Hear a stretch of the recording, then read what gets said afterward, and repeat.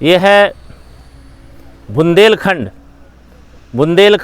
क्षेत्र, और बुंदेलखंड क्षेत्र का बेरी गांव और साथ ही साथ बेतवा नदी।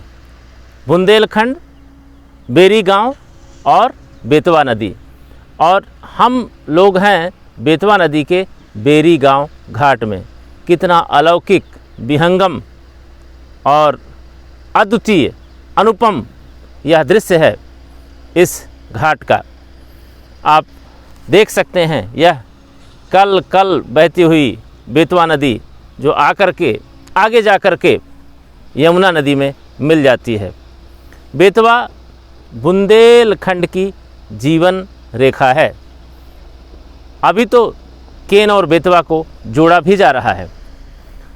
इधर ये दोनों किनारों के बीच बेतवा नदी का विहंगम दृश्य हम देख रहे हैं।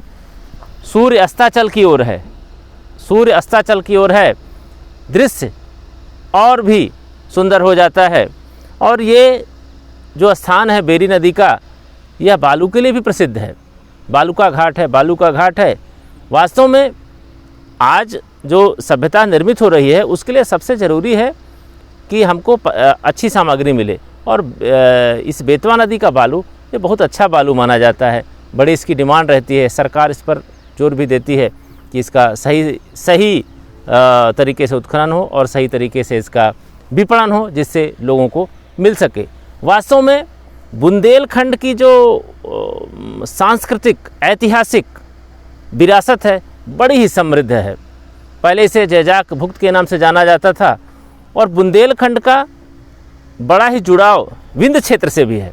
यद्यपि ये हमीरपुर ज़िला है, उत्तर प्रदेश का हमीरपुर ज़िला है। यहाँ से कानपुर भी ज़्यादा दूरी पर नहीं है, थोड़ी ही दूरी पर कानपुर है। यमुना नदी के बाद फिर कानपुर, उसके बाद गंगा ही है।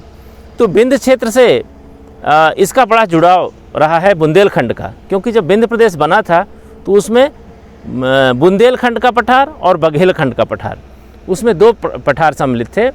तो जो बुंदेलखंड का पठार है, बुंदेलखंड के पठार में पन्ना, टीकमगढ़, छतरपुर, दतिया, इन ज़िलों की रियासतें थी। और इधर जो महोबा, हमीरपुर, जालौन, ये सब ज़िले थे, ये इसमें आ गए, उत्तर प्रदेश में आ गए।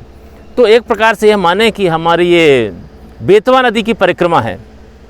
बेतवा नदी की परिक्रमा कर रहे हैं। बेतवा मध्य प्रदेश से निकली है। मध्य प्रदेश को नदियों का मायका कहा जाता है, और ये रायसेन के पास से निकली है, और रायसेन से निकल करके सांची, विदिशा होते हुए ओरछा, एक महत्वपूर्ण जो ऐतिहासिक स्थल ओरछा भी इसी किनारे जो मध्य प्रदेश में है, ये बहती हुई जा कर के कालिंदी यमुना में मिल जाती है। नदी अपने बहते रहने के कारण ही, अपने इस गतिशीलता के गुण के कारण ही इसका पानी अमृत माना गया है, अमृत तुल्य माना गया है। और ये माना जाता है कि बेतवा नदी में जो आल्हा, उदल, बुंदेला वीर थे, जो क्षत्रिय राजवंश थे, साथ ही साथ अन्य लोगों ने, यहाँ के लोगों में बड़ी वीरता है, शूरता है।